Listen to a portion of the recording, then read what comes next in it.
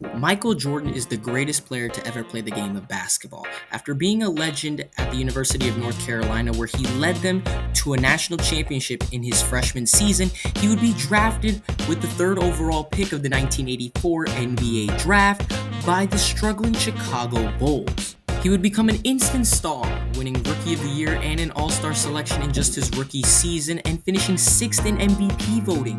And the following year, even though he had gotten injured and only played 18 games, he still got another All-Star selection. Jordan would continue to improve and become the top player of the NBA, thrusting basketball into an international spotlight. But the fact remained that after his first 6 seasons, he had yet to win a championship. He had already won an MVP in the 1987-88 season, along with winning Defensive Player of the Year. Because the players and the management kept butting heads, this would end up always being their detriment, as they would always suffer heartbreaking losses in the playoffs. It all came together though in the 1990-91 season, when Jordan and his teammates hit their peak and started rolling, winning their first championship as Jordan won his second MVP, dethroning the Los Angeles Lakers and Magic Johnson in 5 games. They would go on to win 2 more championships the next 2 seasons, beating Clyde Drexler and the Portland Trail Blazers in 1992 and Charles Barkley and the Phoenix Suns in 1993. After his 3rd championship, however, Michael Jordan reached a crossroads in his career. After dealing with so much superstardom and being probably the most famous celebrity in the entire world, and dealing with multiple other things such as gambling controversies and the murder of his father, he chose to retire following his 3rd championship to go play baseball, which is what his father wanted him to do ever since he was a child.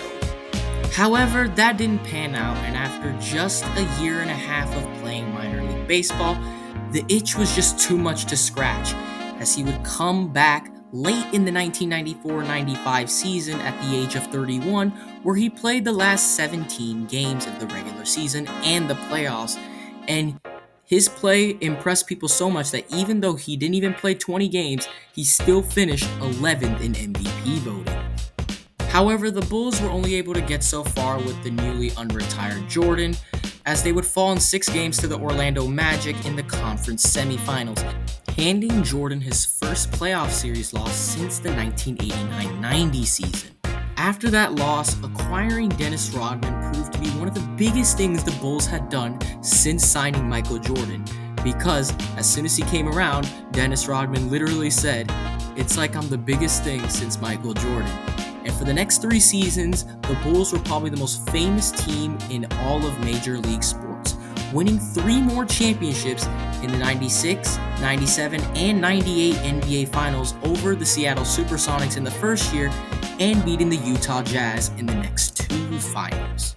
It looked like Jordan was going to keep going up, winning his 5th MVP in 1997-98 at the age of 34 and winning the scoring title and yet another All-Star selection. It looked like it was only going to go up, but contract disputes and butting heads with management again reared its head, and Michael Jordan, after seeing that Phil Jackson wouldn't come back as head coach, decided to retire for the 2nd time following his 6th championship. Only the Chicago Bulls management team could kill the Chicago Bulls dynasty. Opting to go with a rebuilding route, nobody else really wanted to participate in that, whether it was Phil Jackson or the players, so most of them left after that 6th championship run, and they have never been the same. Michael Jordan looked like he was going to retire at his peak, it looked like, at the age of 35. And he was all over the world in movies, TV shows, and you name it. So were most of his teammates. But who knew that one day there would actually be a 3rd retirement? This is when Michael Jordan played on the Washington Wizards.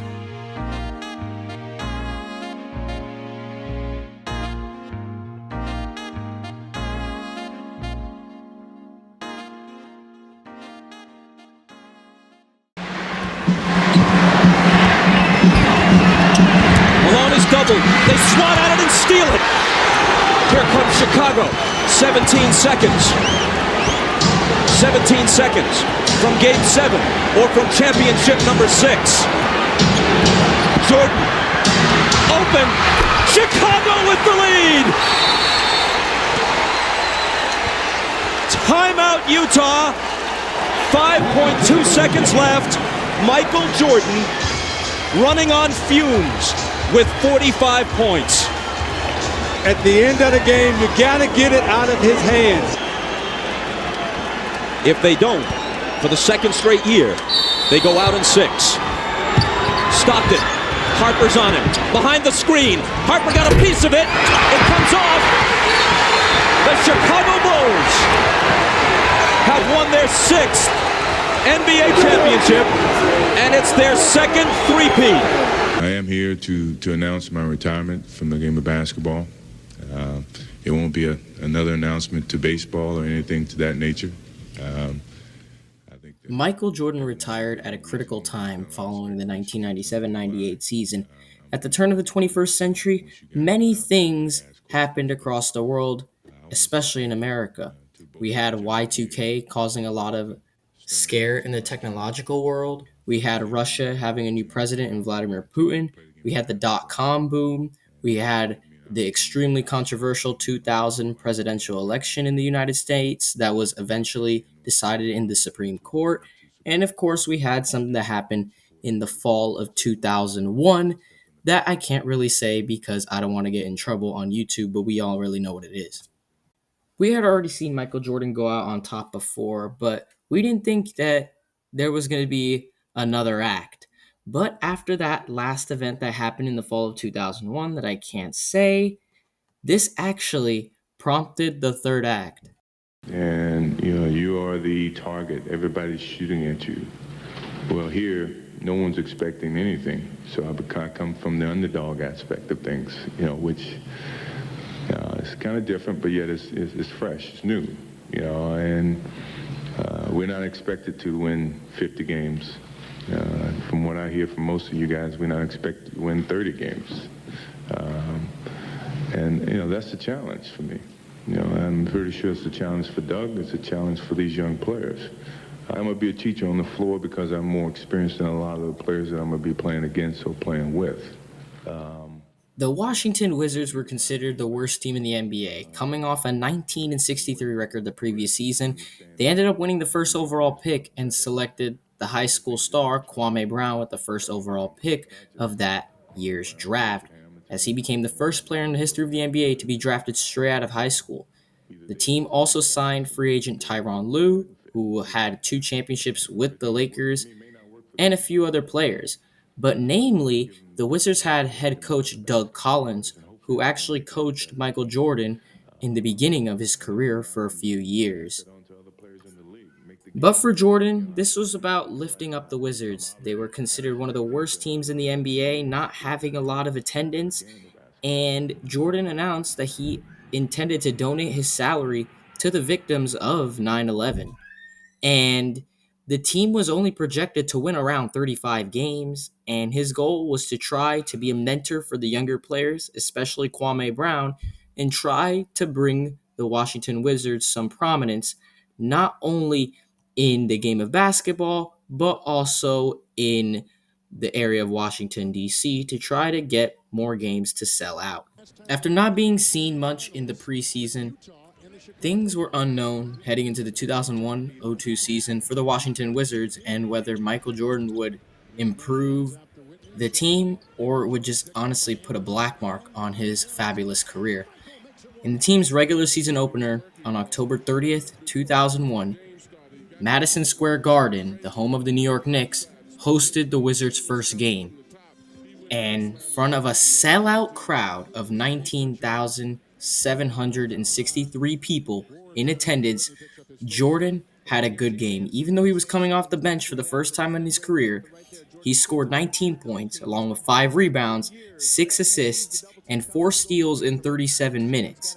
But he struggled with shooting, missing 14 of his 21 shots.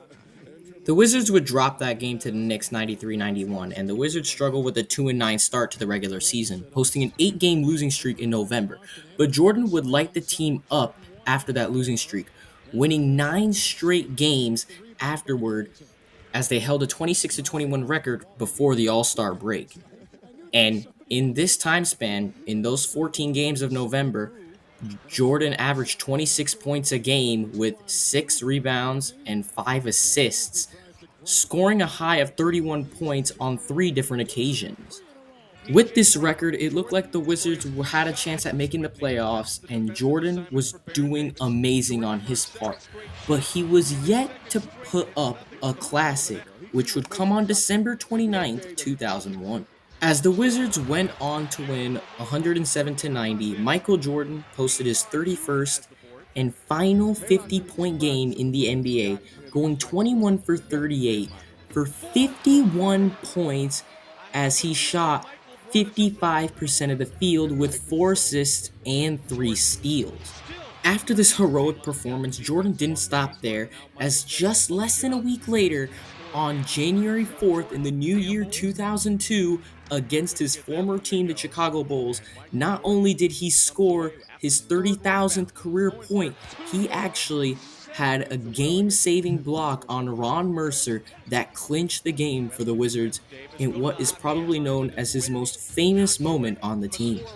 On the wing against Artest. Michael blocked by Artest.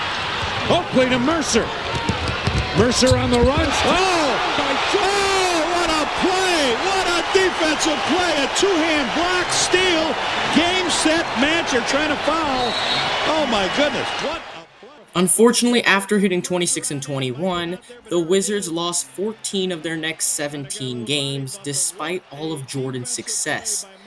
Michael would actually be selected to play in the 2002 All-Star Game, even though he suffered a knee injury and was out for the remainder of the season after playing 60 games. Despite going 37 and 45, the 2001-02 season for Michael Jordan was actually a good season.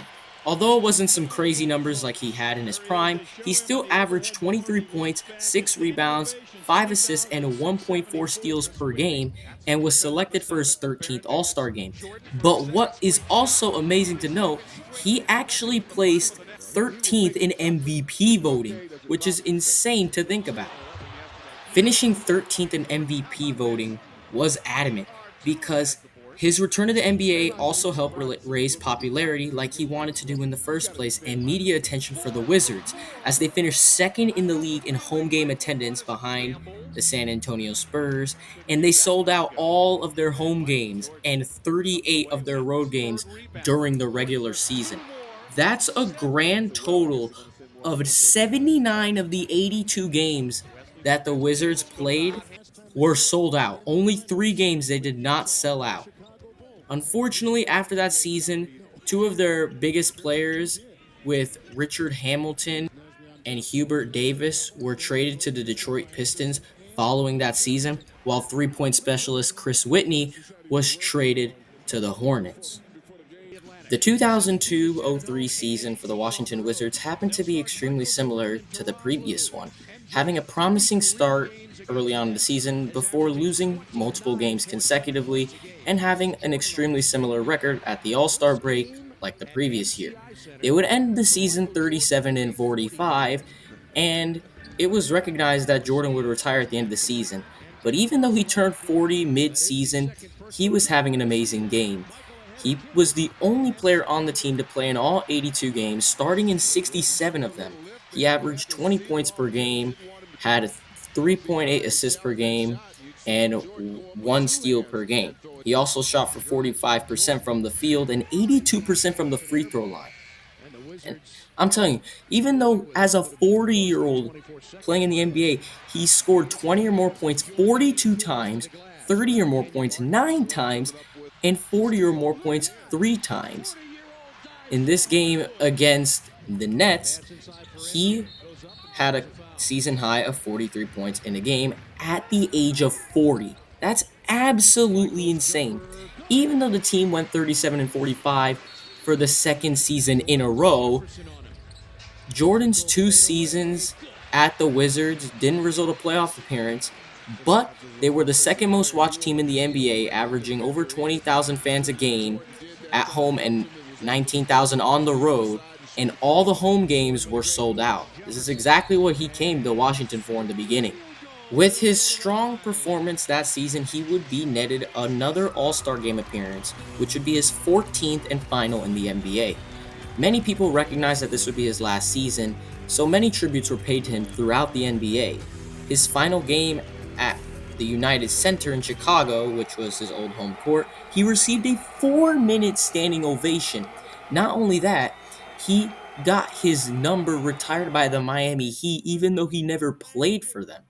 And in his final game against the 76ers in Philadelphia, he scored 13 points in the game, but unfortunately they lost, and he would go back to have a 3-minute standing ovation after coming off from the bench at the very end of the game. Michael Jordan's purpose at joining the Washington Wizards was not only to donate his salary to the victims of a terrorist attack, but he wanted to be a mentor to many of the younger players. But unfortunately, throughout his 2 seasons there, he criticized his teammates to the media, citing their lack of focus and intensity, especially at Kwame Brown, who was the number 1 pick in the 2001 NBA draft. Unfortunately for Kwame, Michael was actually right, as Kwame Brown is considered probably the biggest bust in the history of the NBA. But he got everything he needed. Even though he didn't make the playoffs, he was their Iron Man and still showed flashes of his greatness despite being on a sub 500 team, scoring 20 plus points in almost every single game basically, and he scored more than 30 on many different occasions, including a 50-pointer in the 2001-02 season. But after the 2002-03 season, Michael Jordan would call it quits for the third and final time in his career, ending his career with an NBA record 30 points per game. Michael Jordan is the greatest player to ever play the game. All these other arguments and debates about other players being better, I can't understand how they even exist. It's just not feasible to me. The way that Michael Jordan not only dominated on the court, but made the game of basketball an international icon and made himself a world icon is absolutely phenomenal. But we mustn't forget those 2 seasons he had at Washington.